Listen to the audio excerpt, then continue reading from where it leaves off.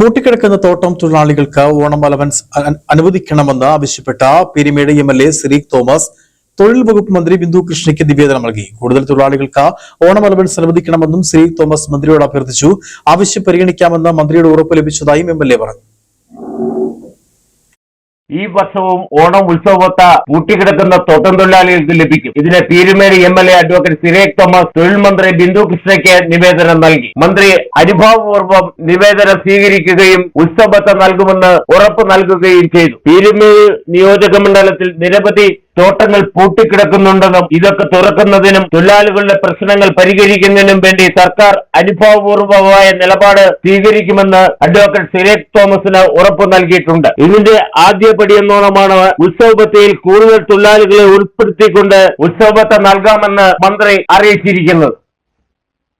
തോട്ടമേഖലയിലെ പൂട്ടിക്കിടക്കുന്ന തോട്ടങ്ങളായ ചീന്തലാറ്, MMJ plantation, കോട്ടമല്ല, Bonami തോട്ടങ്ങളിലെ തൊഴിലാളികൾക്ക് എല്ലാ വർഷവും ഓണത്തിന് ലഭിക്കുന്ന ഉത്സവബത്ത ഇപ്രാവശ്യവും നൽകണമെന്ന് ഞാൻ ബഹുമാനപ്പെട്ട തൊഴിൽ വകുപ്പ് മന്ത്രിയോട് ആവശ്യപ്പെട്ടിട്ടുണ്ട്. ശ്രീമതി ബിന്ദു കൃഷ്ണ വളരെ അനുഭാവപൂർവ്വം അത് പരിഗണിക്കാമെന്ന് എനിക്ക് ഉറപ്പ് നൽകിയിട്ടുണ്ട്. ഇപ്രാവശ്യം യാതൊരു മുടക്കമില്ലാതെ ആ തുക കിട്ടും. ഇപ്രാവശ്യം തുക വർദ്ധിപ്പിക്കണമെന്നുള്ള ആവശ്യവും എൻ്റെ ഭാഗത്തുനിന്ന് ഞാൻ ഉന്നയിച്ചിട്ടുണ്ട്. അത് പരിഗണിക്കാമെന്ന് മന്ത്രി പറഞ്ഞിട്ടുണ്ട്. നമുക്ക് എന്താണെങ്കിലും ഓണത്തോടനുബന്ധിച്ച് ഈ തുക പോപ്സൺ ഉൾപ്പെടെയുള്ള തോട്ടങ്ങൾ തുറക്കുവാൻ വേണ്ട നടപടികൾ അടിയന്തരമായി സ്വീകരിക്കണമെന്ന് സിറീഖ് തോമസ് മന്ത്രിയോട് ആവശ്യപ്പെട്ടിട്ടുണ്ട്. നിരവധിയായ തോട്ടങ്ങളാണ് പീരുമേട്ടിൽ പൂട്ടിക്കിടക്കുന്നത്.